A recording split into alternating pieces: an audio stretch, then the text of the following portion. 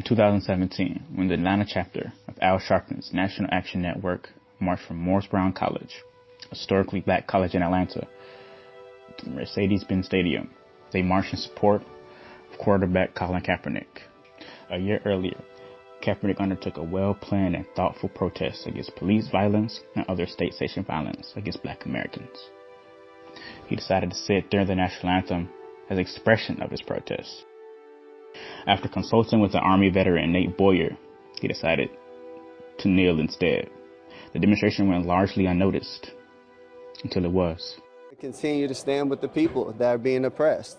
To me, this is something that has to change. And when there's significant change, and I feel like that flag represents what it's supposed to represent, and this country is representing people the way that it's supposed to, I'll stand. It became a challenge to America. His message was simple. Black people have been and are being disproportionately affected by systemic racism. The overall purpose is to eradicate and eliminate the foundation that this country was built on. But they are not just in symbols of Confederate monuments. This national anthem is an example of white supremacy. So when you say, what do we hope to get out of all of this? To me, we are in a modern day Reconstruction era. As a result of his symbolic gesture, Kaepernick will become an outcast. Anyone who sided with the quarterback, including journalist Jemele Hill, faced a similar fate. In 2020, black people face disproportionate effects from the coronavirus, and with the murders of George Floyd, Breonna Taylor, Ahmaud Arbery, and other unarmed black Americans, Kaepernick's message was a sign of growing unrest in the country and around the world.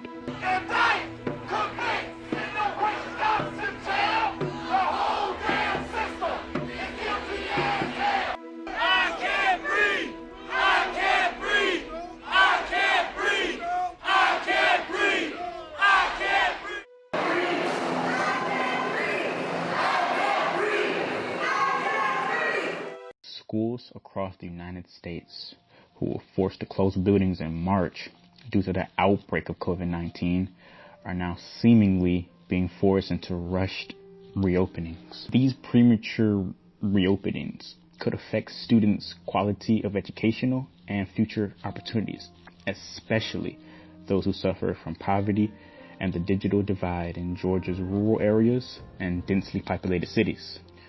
According to Ross Williams of the Georgia Recorder, about 1.6 million Georgians do not have access to high-speed internet.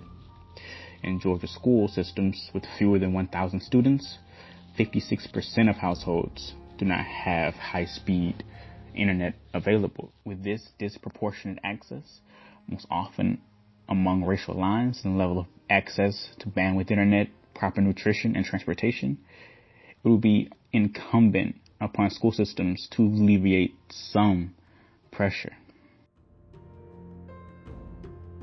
The Washington Post describes what could become an explosion in the gap between students of differing socioeconomic stations.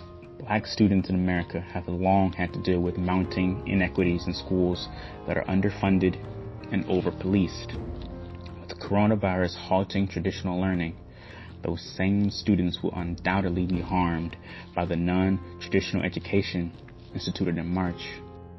How can disadvantaged students, even with busing, free breakfast and lunch, and after-school programs, be expected to close the gap? The answer to that question is a complex and nuanced one that starts with addressing systemic racism at its core. Being in a public health system that's not designed to ensure the public health. We're living in a country where the history of the transatlantic slave trade and the results of that history for us as Black people has never been systematically dealt with. In America, as Kaepernick and many others before him have warned, Black Americans are at risk from racism and white power structures. A more equitable country that works for Black people and other marginalized groups makes for a better democracy for everyone. Bitch ass got a smirk on your face. You killed a nigga selling Bitch ass got a smirk on your motherfucking face. What if it was your son?